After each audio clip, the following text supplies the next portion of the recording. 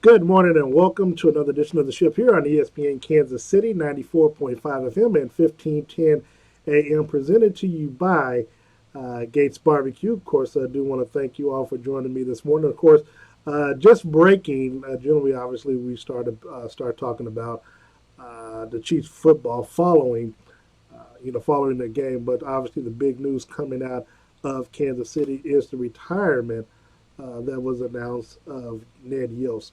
He is Kansas City's all-time winningest manager to step down, and he's due to step down this Sunday after the Royals season finale.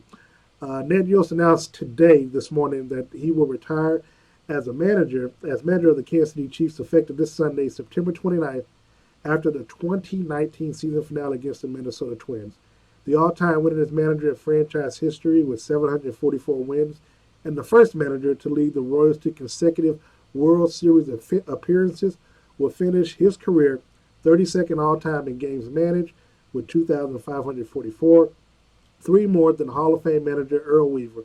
Yost will also finish his managerial career 45th all-time in wins, entering the final week with 1,201. Now, according to quote, with the development of our young players and our returning veterans, I feel and hope the worst is behind us in this rebuilding phase of our organization, said Yost. He continued, my plan all along was to get us through the rough times, then turn it over to a new manager to bring us the rest of the way. I thoroughly enjoyed my time here as your manager and will never forget the good and the hard times that we've had together as an organization and a fan base. I will never forget the fact that you fans supported us through it all. Kansas City will always have a special place in my heart, and I look forward to rooting for the Royals on their next World Championship very soon. And this is, of course, the statement put out by the Kansas City Royals. The 16th full-time manager in team history, Yost was named to the post on May 13th in 2010, and 5 years later became the winningest skipper in franchise history by defeating the only other club he managed, the Milwaukee Brewers, 3-2 on June 18, 2015, for his 411th win, one more than the Royals Hall of Famer Whitey Herzog. Yost, 65, led the Royals to a 22-9 postseason record for a 71% winning percentage, which still leads all managers who have managed at least 20 postseason games. His 2014 club was the first in Major League history to begin the postseason with 8 consecutive victories, winning the wild card game at home over Oakland, followed by sweeps of the Los Angeles Angels and in the division series, and the Baltimore Orioles in the championship series. The following season, he managed the Royals to their second World Series title, defeating Houston in the division series 3-2, Toronto 4-2 in the championship series, followed by a 4-1 series win over the New York Mets to bring Kansas City its first world championship since 1985. So all this is breaking right as the show begins. I haven't had a chance really to, sit here and just kind of take into account what this means. Obviously, the Royals yesterday made history again, and not in a good way, obviously, losing 100 games in a season. They have obviously another week to play, so those losses could jump up even more. But this is, I don't want to say this is a sad day in Kansas City, but it is because, Yost took us when the team was already bad and they already went through one phase, obviously, to get to the World Series two years in a row. To now, it's been another rebuilding year. And obviously, there have been a lot of things that play a role in that and affected that. Obviously, the salary cap, salaries for the players, the fact that we couldn't sign them, and if we did, we would have probably put us in a worse predicament than we already are. Of course, the transition of the team that's going to be sold, that's also a factor as well. So, Sterling, I don't know about you. I mean, this has just caught me by surprise. This is obviously bigger than the Chiefs' win yesterday against the Baltimore Ravens. But your initial thoughts when you had told me that Ned Yost had retired?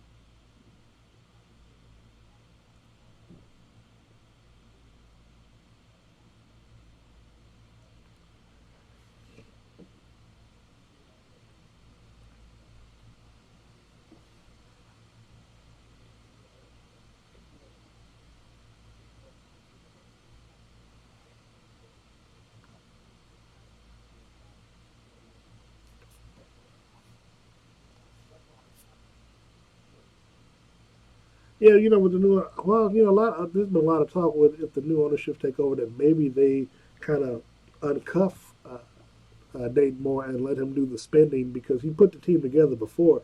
It's not that he can't do it again. This is, I mean, this is obviously breaking. If you do have any thoughts and want to give us a call, you can do so at 913-491-TALK, 913-491-8255. We'll also have a special guest coming in the studio. You all will have heard his voice before, but I'll wait till he comes in for you all to figure out who it is. But again, breaking news: Ned Yost, World Series champion manager here for the Kansas City Royals, has announced his retirement today. His last game that he will manage will be this Sunday against the Minnesota Twins. So I'm just really just at a loss. I mean, now I guess if you're Ned Yost, you just, I mean, I don't know. Do you just coast the rest of the way? Do you let your other assistants kind of run the thing, or you just? I mean, I know you're going to coach on the way out, all the way through Sunday, but this is shocking. This is kind of shocking. I expected him to be fired versus him quitting, but maybe this is the way that's kind of safe faced. Because obviously when the new owner comes in, he's obviously going to maybe want his own people in place, and that could still happen as it relates to Dayton Moore. But sad times here in Kansas City if you're a Royals fan, because Ned Yost is a good guy. I've gotten a chance to talk with him before. Met with him away from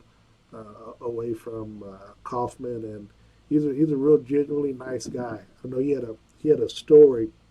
Well, he had an incident obviously when he fell from a tree and almost could have ended his life, but fell and had a serious injury. And I talked to him I think it was right before I was going to Houston for the Super Bowl. I was doing Radio Row, and I talked to him about that, and he mentioned Aaron Andrews, who was the sideline reporter for NFL. And obviously, she still does it with the first team. But but he said that he had gotten a call from her and kind of helped lift his spirits up. And so I saw her when I was at Houston and mentioned that story to him, and she cut like a 2-minute thank you that she recorded for me to give to Ned Yost, and that was something that he was forever grateful for. So I mean, he's a real good guy.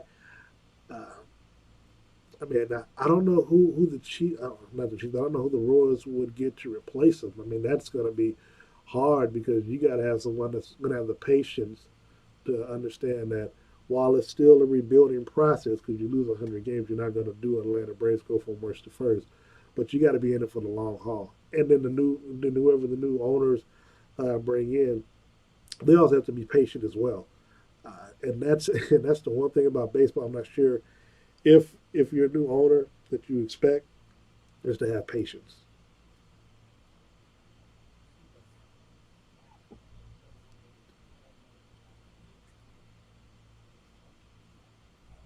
Yeah,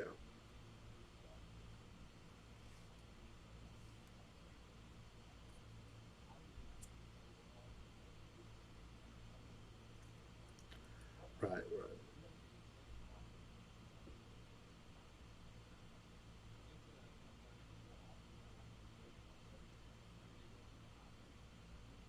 Yeah, no, I'm with you on that.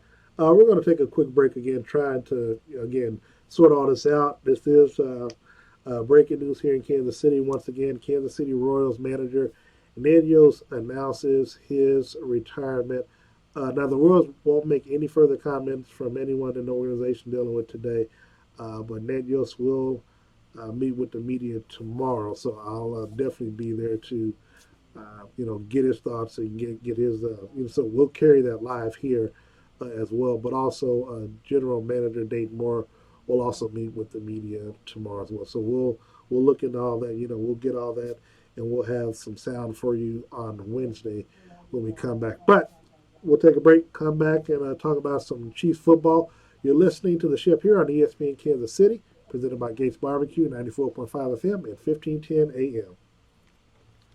Labor Day marks the end of summer. Labor Day is a time for the start of school, time to celebrate the American labor movement, and time for football season. Gates Barbecue is for all seasons. So as you're shopping for the last picnic of the summer, pick up some Gates sauces and seasoning at your grocery. Gates is a great flavor enhancement for your meats, veggies, salads, and dips. For that unmistakable taste, by Gates. It is a Kansas City tradition. Do you want to join the biggest NFL season-long tournament ever? What time are they coming in at? I'm texting him now to see what the hell he at. So. $3.5 million best ball championship on draft. That's right, $3.5 million in real money. Here's how it works. It's season long, but with no management. Just set it and forget it. Once you're done drafting, that's it. No trades, no waiver wire. You don't even have to set your lineup. Your best players get automatically started, and you'll get the best score every week in 2 minutes. Available on the App Store and Google Play or online at draft.com. For a limited time only, you can get free entry into the Best Ball Championship when you make your first deposit. But you have to use the promo code PETRO. That's right. Not know how. When you make your first deposit on draft. Just search draft in the App Store.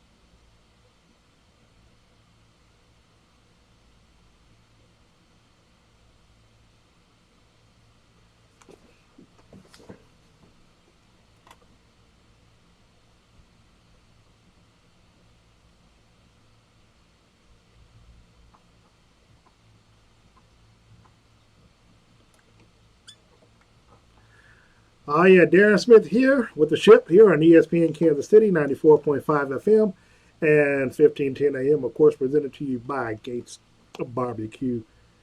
Now, outside of the big news, of course, of Ned Yost retiring from the Kansas City Royals, the other big news is the Kansas City Chiefs moved to 3-0 now with with a 33-28 win over the Baltimore Ravens yesterday.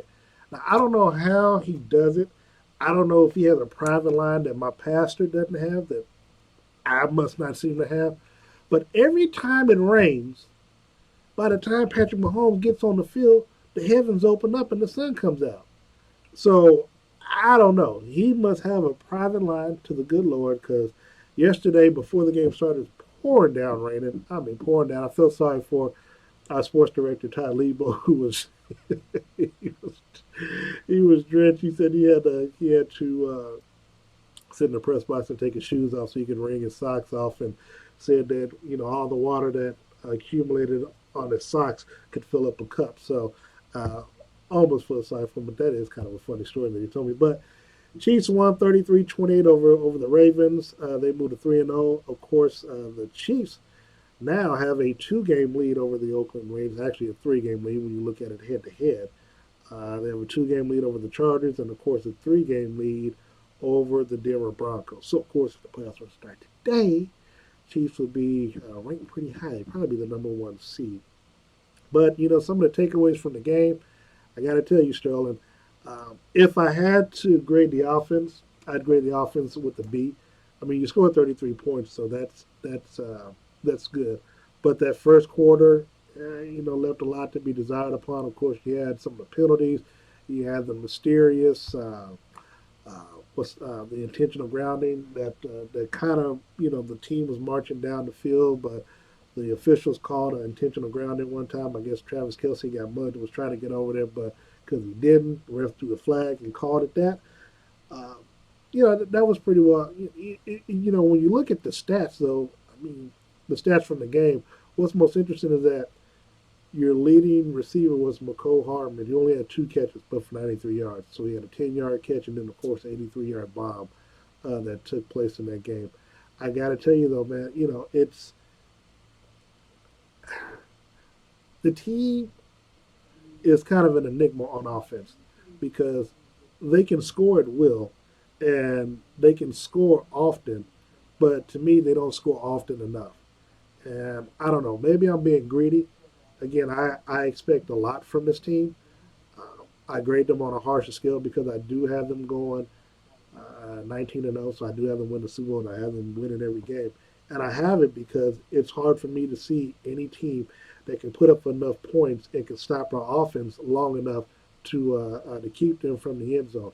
Now, again, Patrick Mahomes, he was great, 27 out of 37. Threw for 374 yards, three touchdowns, no interceptions, so he hasn't been making any mistakes. Did have one sack in the game. Uh, again, I don't know how he puts himself in a situation where he looks like he's going to block somebody, but he does it and then jumps out of bounds. So shout out to Patrick Mahomes for making a business decision. But you got to quit putting yourself in those type of situations. Now, the reason why I give them a B again because they continue to leave points on the board, and then if you fall back and look at what they do defensively, the defense is letting the teams come back and get a little bit too close for comfort because in the fourth quarter, Baltimore scored 15 points and the Chiefs could only muster up three. Now, of course, they kept trying. They kept trying to get here, and they kept trying to get into the end zone, but they kept getting stops left and right. And gotta give credit to Baltimore defense because they were number two in the NFL coming into yesterday's game. But if I had to grade them, got to grade the offense to B. Patrick Mahomes, of course, he gets an A. I mean, he's almost 1,200 yards of offense. He's the only quarterback with over 1,000 yards of offense after three games. He's on pace right now for almost 6,400 yards passing. Of course, we talked last week whether or not he would pass for 6,000 yards or 60 touchdowns. He's on pace for 6,300 and I think 75 yards and 54 touchdowns. So again, I felt like I'm going to be, I'm just felt like it's going to be much, much, much better. And so we actually have a special guest coming in right now. For folks who are, yeah, you can go and sit there, just plug the headphones in. And with us in the studio for some of you all who may remember, he had a show on this station a couple of years ago before he decided to move down to Tyler, Texas. This is my co-host on the KLKC side of things for the ship on my show. But join us from Tyler, Texas, Mr. Michael Coleman, who is in studio today. Michael, what's going on with you? Well, I'm listening to folks talk about yesterday. I guess that's an occurrence every Monday around this time of the year, Yeah, you're right about that. and it's kind of cool to hear and see folks react because where I'm from or where I'm living is where Mahomes is from, and the folks tell me he was doing that a long time ago. That's new to you guys. It's not new to us. So that's what's happening right there. So it's pretty cool to see the reaction and the glow, the afterglow from yesterday's win. Yeah, so of course I was telling everyone, I'm grading the offense right now. I gave them a B for their performance because it's hard for me to give them an A because they have yet to play an A type of game. Sure. When you're not leaving points on the board, and when you're not doing things that might shoot yourself in the foot. Not, again, the intentional grounding play that the officials call, I don't really blame Pat on that. That's more of an official thing, not missing Travis Kelce getting mugged. And of course, in their first quarter, the Ravens they got a couple of cheap shots on Mahomes as well, so that kind of had a little effect on the team's offense. But grading the defense in that game, I gave the defense a C. I gave them a C. You gave them a 20 points. We did enough to win. Uh, Baltimore started off with a touchdown early in the first quarter. They marched down the field. I think it was like a 14-play, 75-yard play that drive. They ended up getting a touchdown on that. But then, once the Chiefs started scoring, that's when you saw the potential of this Chiefs defense because they got after the quarterback. They got after the quarterback. They got, they got like I think a couple three sacks on Lamar Jackson. Yeah. Now they couldn't get any interceptions on him, but they were able to get, to get some pressure on him. Now the person they couldn't stop, they couldn't seem to stop the run though, which is a concern. They gave him 200 yards rushing, 100 of them to Mark Ingram. And of course, that's been Baltimore's bread and butter Yeah. is their run game. And I know coming into the season, there was talk that they were going to utilize Lamar the same way they did last year. Run, run, run. Well, obviously that's not going to be the case, and he's got a pretty good arm, and so he's a double. He's a dual threat. But you're right. Their running game is their bread and butter, and so get them out of jams. And it almost sounds like yesterday, but they knew if we keep running, if they ran the ball earlier, who knows what could have happened? A lot more. And the other takeaway that I take from it is that because you killed Baltimore in the game, they feel like, and of course Earl Thomas did a lot of talking after the game, which shout out to Patrick Mahomes because he said that they weren't going to get beat deep, and he hit him with the 83-yard pass. But to that point, you're giving this team belief that if they were to face us again in the playoffs, that they can take us. And that's what you don't want. See, and that's the problem that I have. I want this team to be like the 2007 New England team that when they were coming out on the field and they walked out the field, that you had like, man, I can't beat this team. Now, Spagnuolo and the Giants, they faced them one time, got a chance to face them again, so they knew how they could improve on that. But to this point, again, the team continues to leave points on the board, and I'm a big fan of you got to run the score up. Andy Reid these last 2 weeks has kind of put his foot on the brake some and not not allowed his offense to score more points. And I think that's going to come back and hurt him and haunt them if he doesn't get out of that mindset. You've got to run the score up because you cannot allow your defense to let like the Ravens get back into the game. Now the Ravens shot themselves in the foot, missing all those 2-point conversions. But I know they got criticized for the 2-point tries. When you're playing against Kansas City, you got to take some chances. You got to roll the dice. And I don't know if that's maybe they tried it too many times, but they saw something. Something. No, but I like it because if you're hardball, you jump up 8-0. You force because Kansas City's not used to doing 2-point conversions, so you force them to either do a 2-point conversion or you got to score twice.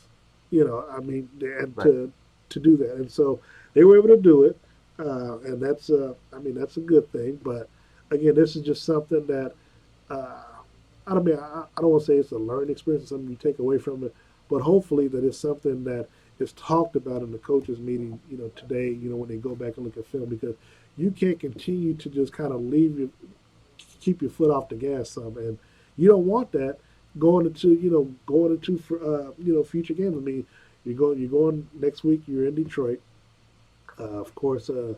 I'll be there covering that game, but you're in Detroit, and the last thing that you want, the last thing that you want to have happen is, you know, you get up a couple of touchdowns, and then you start resting on your laurels, and the next thing you know, Detroit start putting some long drives together, and then next thing you know, you're tied, and then the defense is getting some sort of, the defense and the crowd is getting into it because they think, okay, now we got a chance to win this game, and then if the offense don't start clicking, because it can, I mean, yeah, it's been working fine for the first 2 weeks, but there's nothing to say that the offense is going to be gelling next week in Detroit.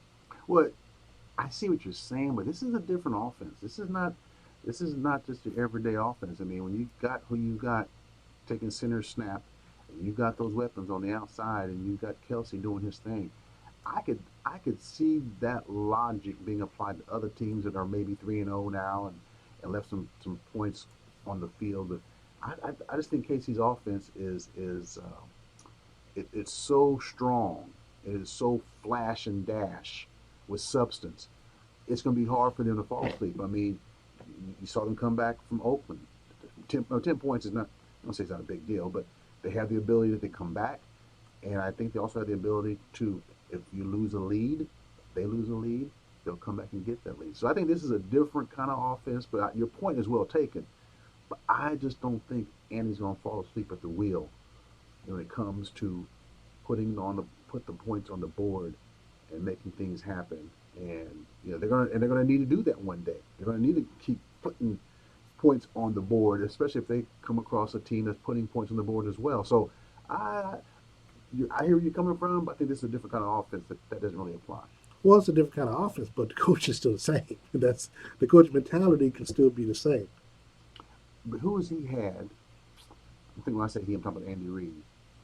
I'm trying to think what other high flying offenses he had. This is probably the best offense he's ever had in his Oh career. no, no, no! I agree with that 1,000%. And I think what he used to do, what he used to be, talking about Andy, he doesn't have that mindset anymore. I think he's able now to go ahead and expand that mentality of, okay, here's Now how we you want did to see do the this. game yesterday, right? Mm-hmm. Now you did see where there was time that we wasted off the clock before he called a timeout, and where that stopped. that stopped that stopped his team from getting an additional play before halftime. Right? You saw that, right? They were ahead. Yeah. Yeah, they were ahead, but they could have been further ahead. Instead of that field goal, they could have had 2 weeks. They could have had 2 weeks in a row. They could have had 2 weeks in a row where they scored 4 touchdowns in a quarter versus 3 touchdowns in a field goal. And they won. So the objective is to win. I hear where you're coming from, but you take what they give you, and you execute while you're out there in between the lines, and whatever adjustments you have to make, they'll make it. So I'm trying to think what team in their future under schedule that they're going to have to be more explosive against. I can't think of anybody right now. I don't think Detroit's going to be that team, but I mean, what? I mean, I mean, Detroit is undefeated still, and they have been putting up points on the board. they beat Philly yesterday, and that was a good win for them. I am shocked. I think when our picks last week, I think we both had Philadelphia, didn't we?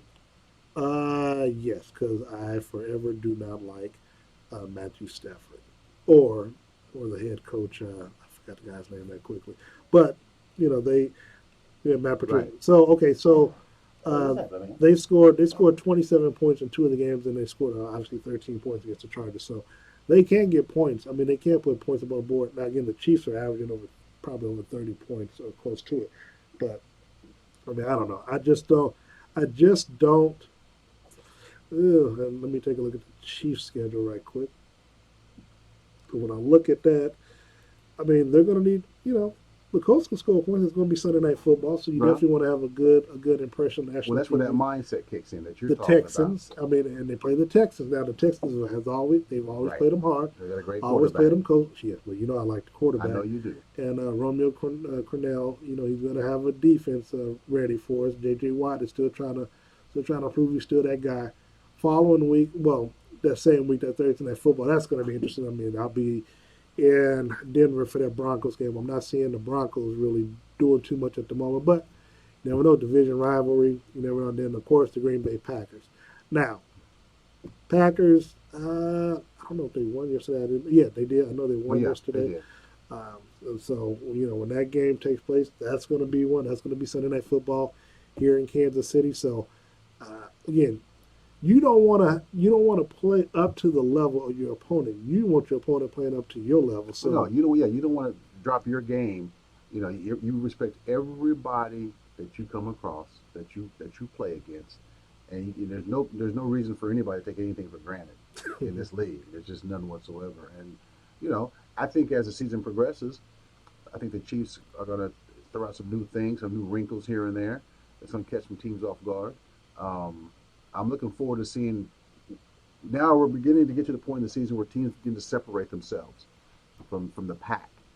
All those teams who are still 3-0, which includes Detroit, they're about to hit reality.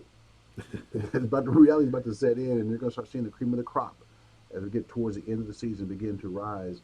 And what you're concerned about in terms of not playing down to the level, and forcing the opponent to play up to the Chiefs level, you're going to start seeing that attempt of those teams because I heard a guy on the radio today coming in, and he was talking about he was reading the Detroit Free Press, and he says, and from everything he's reading, I don't think they have a clue about what they're about to face this coming Sunday with the Chiefs. And also, they said Mahomes never thrown or played in the dome before. They said that's what they said this morning, and that was like really. So, if yeah, I mean, I guess when we look at last year's here, I guess they yeah, did. so there's no element, there's no wind blowing, and it could be crazy next week One that's in in there. Motown. And see, and I'm always having the Chiefs scoring 40 something plus because I know that they leave points on the field. Now this is the time you're in a dome, so again you don't have to worry about the weather or anything like Yeah, that.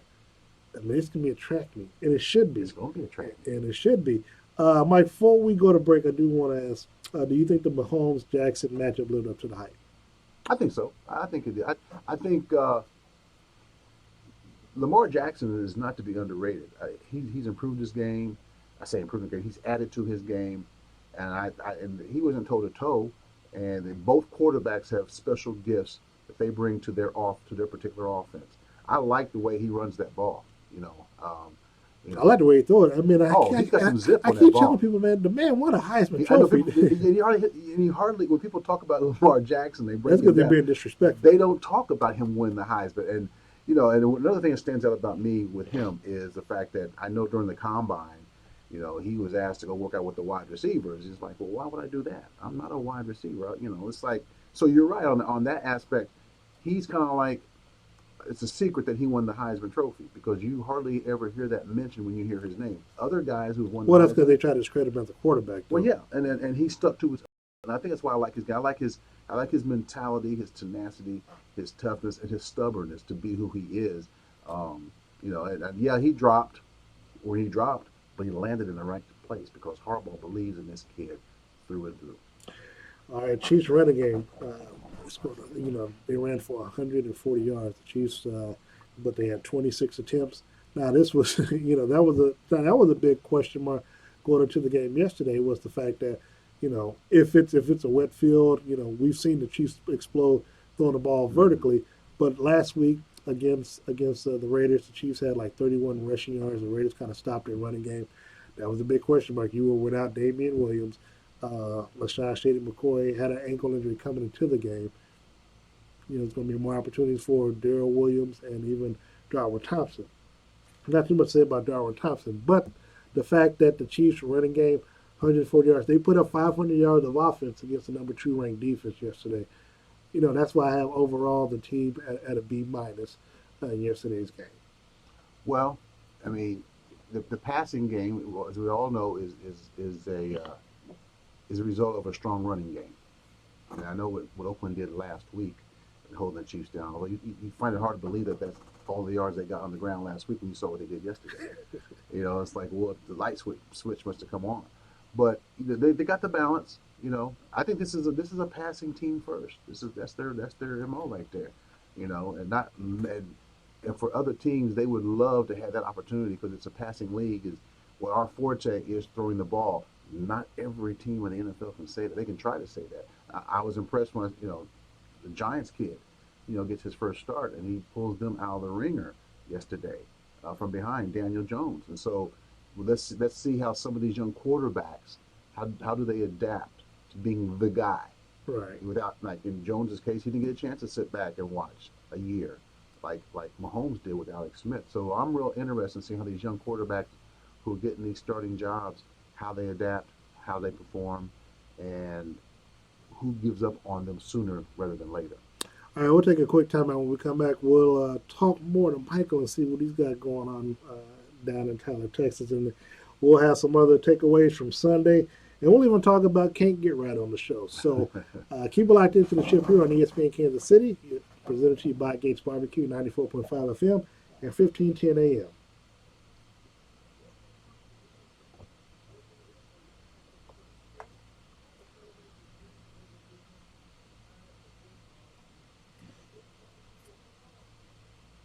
For the last picnic of the summer, pick up some Gates sauces and seasoning at your grocery. Gates is a great flavor enhancement for your meat, veggies, salads, and dips. For that by Gates. It is a Kansas City. Three. Tailgate in style this fall. 2019 Tundras now 0% for up to 60 months. Up to 3,000 cash back. That's funny. Does not include 229 dealer fee on approved credit. See dealer for details. Offer ends 9/30/19. Crown has accomplished a lot in 25 years. The year just getting started. Crown Toyota, 3400 South Iowa, Lawrence, Kansas. Papa Murphy's is turning Friday into Friday with $5.99 Fridays every week. Their large made from scratch $5.99 dips are, you guessed it, $5.99. Choose from a large crispy thin crust pepperoni, sausage, or cheese pizza for only $5.99. At Papa Murphy's, they make it, you make it. It's as easy as placing your order, picking up on your way home, and making it to perfection, whatever your personal perfect may be. Next Friday, make it up a notch at Papa Murphy's. What's 90? There's here with 23andMe's Health and Ancestry Service Kit, where you can explore over 125 personalized genetic reports that may reveal the link between your DNA, your health, traits, and more, including your chances of developing certain types of disease. 23andMe is from the Health and Ancestry Service, which tells you your genetic likelihood for developing it. It gives you personalized information that could help.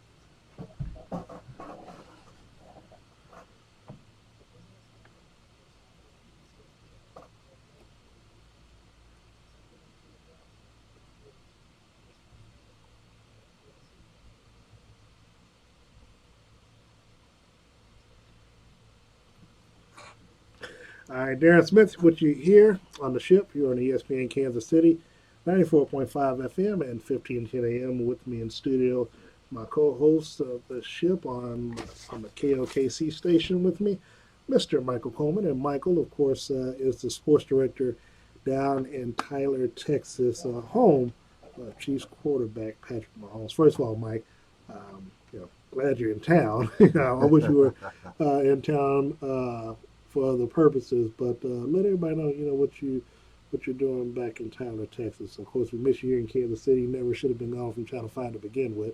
And you should I still don't be know. It might here. have what's happened. It might not be such a bad idea. Yeah, that's probably true too. No, buried buried my uncle My favorite uncle. This is a tough one here. He's just a good guy. You know, all of a sudden he got sick and he passed away. And it was a great day of celebration of him on Saturday. And unfortunately, like all families, we only get together. It seems like when something like this happens, Right. you know, that's a shame. But he was a good guy. He still holds the Lawrence High School record for kickoff return, 106 yards in the snow in the winter time against Highland Park. And when I began to play football, I loved the sport. That's why I played it. But once I learned that my uncle played it, I wanted to play it even more. And he's always my biggest cheerleader. And opportunities for him growing up in the 50s and early 60s, he didn't get the opportunities that, myself and even his son Gary was an All-American. Yes, Gary Coleman. I have a cousin named Gary who was an All-American football player at Lawrence High and went on to play at KU. And my sister ran track at KU. So we have a very athletic family. And I think part of that's because of the encouragement from our uncle. And, a lot of times when somebody passes, that you're close to, you say, well, I wish I could have spent more time with him. Yeah. I don't have to say that because every time I would come home, I always made a point of going to visit him just because I always enjoyed his company. And as recent as 3 weeks ago, we talked on the telephone. There was no red flag or anything.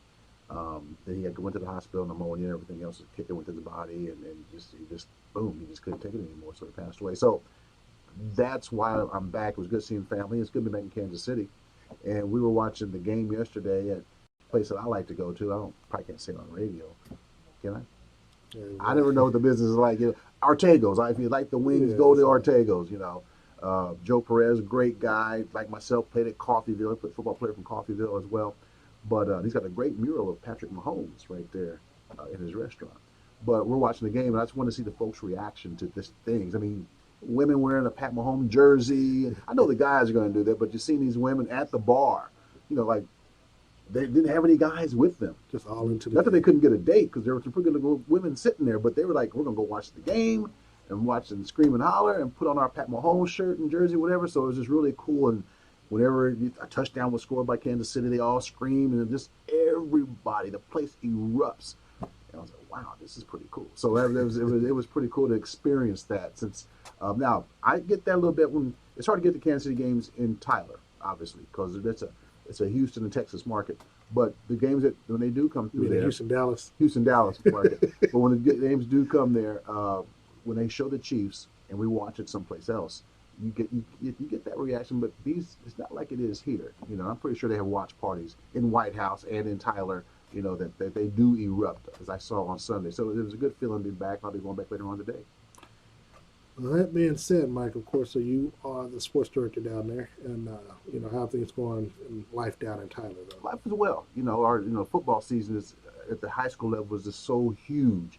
A couple weeks ago, Longview and Tyler High School, Earl Campbell's alma mater, were on ESPN, nationally televised. Last year, they had two other schools in that district on national television. Fox carried it. So it's a money maker. High school football is for those who are in that business of trying to make money off those kids.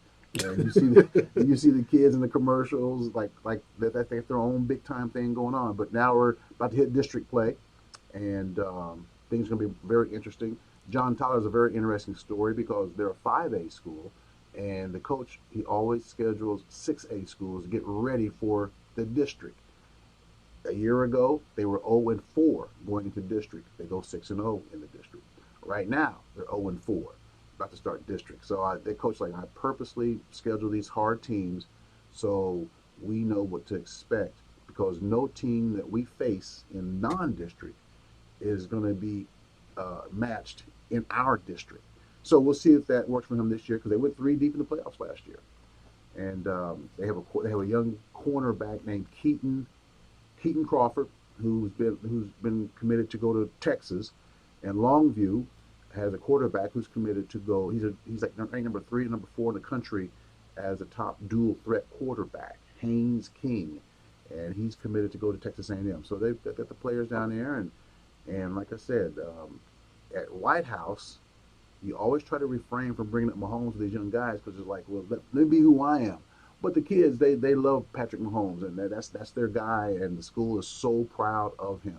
I was in the doctor's office one time, and the lady sitting next to me is on her phone, and something, it's just before the ESPYs, and something popped up about Patrick, and she was She wasn't talking to anybody in particular. She was just, bless his heart. This little man, yeah, I just love this kid. She was kind of talking to herself, but just hearing the adulation of that. And I passed it on to his father. So it's a good time for Patrick Mahomes to be where he is. I think he's changed the way that game is played at that position. I think you'll see some, not copycats, but guys of the same kind of strength that come out of college now will similarly try to play the same way he does. Michael Coleman, who is the sports director down in KLTV in Tyler, Texas, joining us on the ship today here on ESPN Kansas City, presented to you by Gates Barbecue, 94.5 FM and 1510 AM. Michael, did you have any other takeaways from Sunday's game? I know we talked a lot about the Chiefs today, but obviously the team you covered down in Texas, the Dallas Cowboys, they were 31-6 winners over. They covered the 22-point spread. They did. But Dak Prescott, I know we talk about on our show. When is Jerry Jones due to get this guy his new contract extension? Because it's like it seems as though the longer it takes, the higher the number is going to be for Dak Prescott. Jerry likes doing this. He's doing it to himself, though. He's negotiating against himself and his son. He's a gambler. He is, and he's going to pay Dak. He said he is. He just said, "I'll do it on my own time." And the thing about Jerry likes this negotiating thing. That's what he does. I mean, so any player, granted, he did blink when it came to Zeke. Zeke got his money. Because he said they weren't going to reset the market. That's exactly what they said. I'll tell you something else they also said, but they didn't stick to, was at their opening training camp when we were talking about Zeke holding out, and the questions flowed about this and that, and then finally Jerry said, "Okay, now that's the last question I'm going to take on Zeke." He said, we're not going to give updates. We're not going to talk about him. The next time we talk about him, he'll be in camp. And that didn't hold at all. I mean, every other week, because he has his own radio show in Dallas. And so that's what the topic of conversation was. So Jerry likes this negotiating, this hardball kind of thing, and he's going to take care of him. It's just a matter of when. The downside, of course, is the potential injury situation. If that happens, then it's like, wow, But to his credit, Dak Prescott's credit, and to Amari Cooper's credit, they showed up to work because, Coop's about to get his money as well. And what's really funny is while Coop and Dak were waiting to get paid, everybody else was getting their money.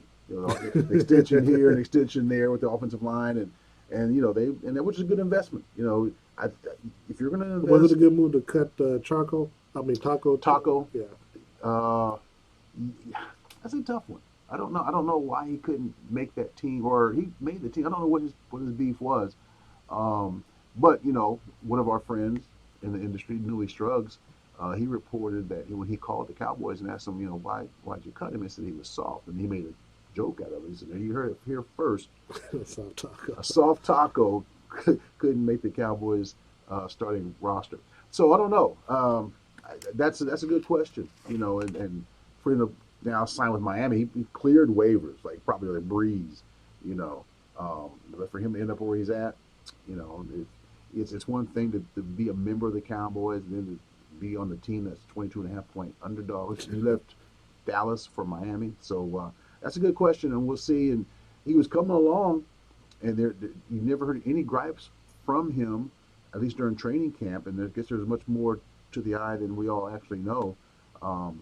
But they wasted no time, and when he's putting stuff on social media like Twitter saying "free me," so all right, get what you asked for. Maybe he and AB can get a team to go play for together. Yeah, everybody want to be Antonio Brown. And speaking of can't get right, of course, like he called it that. Yeah, that's what he can't seem to get right.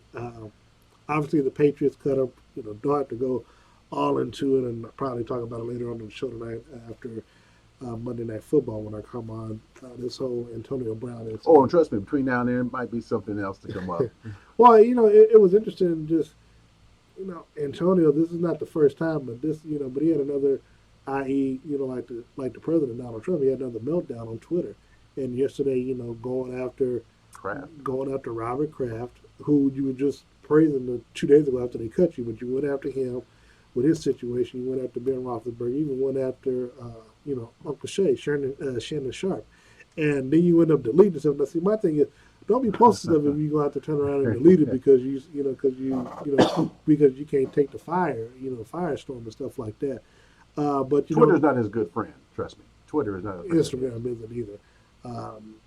And so what are your thoughts on that? Obviously, the league has said that they are, they're still currently investigating. So they're putting a disclaimer out there like, you can sign him, but he's going to be sitting because we're going to put him on, either commission exempt before or we're going to suspend him. But what do you think about this whole Antonio Brown saga?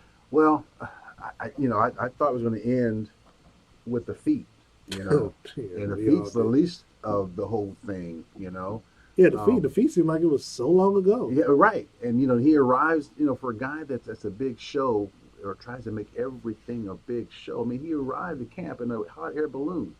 The opposite word being hot air, because that's exactly what he's blowing. And his father used to coach at Wyandotte High School. Yeah, Yeah, and so I know he and his father had issues years ago. I think they patched that up. But his whole thing is, look at me, see me, you know, it should be help me is what it should be, because you're playing a team sport. It's the ultimate team sport. Football is, and I know receivers or folks who've played that position in the past. They made a lot of noise. Keyshawn Johnson comes to mind, but it's nothing like that. And Terrell Owens, we know what Terrell Owens is about. But none of those guys crossed the line, I don't think, for the most part. When you look into the collaborative or the collective body of shenanigans that AB has put together, and the two women, and you talk about them blasting Kraft, and like I said, and everyone else has said it too. Tomlin did a really good job of suppressing a lot of stuff, because there are things that occurred, we're sure, that we don't even know about, that he handled and took care of. And so I think he's through. He said he's through. He says he's through, he's doing it until somebody else gives him a and contract. I somebody think will. that is the sad part about that. Well, and according to his agent Drew Rosenhaus, he claims there's like three teams that inquired about his services, but of course want to wait till after after this investigation comes through. But I mean, if he goes after Robert Kraft, if he goes after if he goes after his former teammates and people like Shannon Sharp in his life, and he recorded a conversation with his head coach that didn't know that was being recorded. Why would you Right. why would you even take a chance on putting your team because you're going to end up disrupting the chemistry. Well, and the thing is, and maybe this is where players come up and say, "Listen, I know you guys are thinking about this, but we as a team, we don't want somebody coming in to disrupt what we've got going on." It's especially if you're going to do it at this stage of the season. I mean, he didn't even want to be on a team at the beginning of a season. That's how he got his way out, and he goes to New England, and I don't know, Cowboys could be down the road. You just never know. You just never know. Talent, I think it's gotten to the point now where his talent is not more than the trouble he causes now. Yeah, they released it. Yeah, they don't want him. Okay. Well, he can spend his money and do his little dance on that pizza commercial. All right, Mike. Before we get out of it, we got 2 minutes left. And I tell you, this is live radio, so we got 2 minutes left. Mike. Let people know how they can get a hold of you on social media. mcoleman4 on Twitter, or kltv.com, with my name in front of it, or just come on down to 105 West Ferguson, downtown Tyler, and we'll let you in the front door and let you hang out with us. All right, Mike. Hey, really appreciate your time. I know safe travels to you, Gina. How's she doing? She's doing great, and I'm going to pass it on to you. I'm proud of you. You're a hard worker, and I've always thought you had a voice in this town, and I'm glad to see that Union Broadcasting and A10, that they're seeing that, yeah, we could use this guy. He can be an asset to us, so I'm proud of you. I appreciate that. I appreciate that a lot. And of course, I'll be. You can check me out again later on this evening tonight. I'll be bringing the show to Sports Radio 18 WHB. So I'll be on after Monday Night Football and Thursday Night Football on our sister station, Sports Radio 18 WHB. And again, we'll be back here 23 hours from today with an all-new show. And I think Steve Walls will be joining us in studio as well. So for Michael Coleman, for my man, I do want you all to make sure you tune in to the show today at 4 o'clock to my guy Sterling Holmes back there on the board with Home Stretch with Sterling Holmes every day, Monday through Friday. ESPN Kansas City, 4 to 6 p.m. And, of course, again, you listen to the ship here on ESPN Kansas City, 94.5 FM and 1510 a.m. presented to you by Gates Barbecue. We are out of here.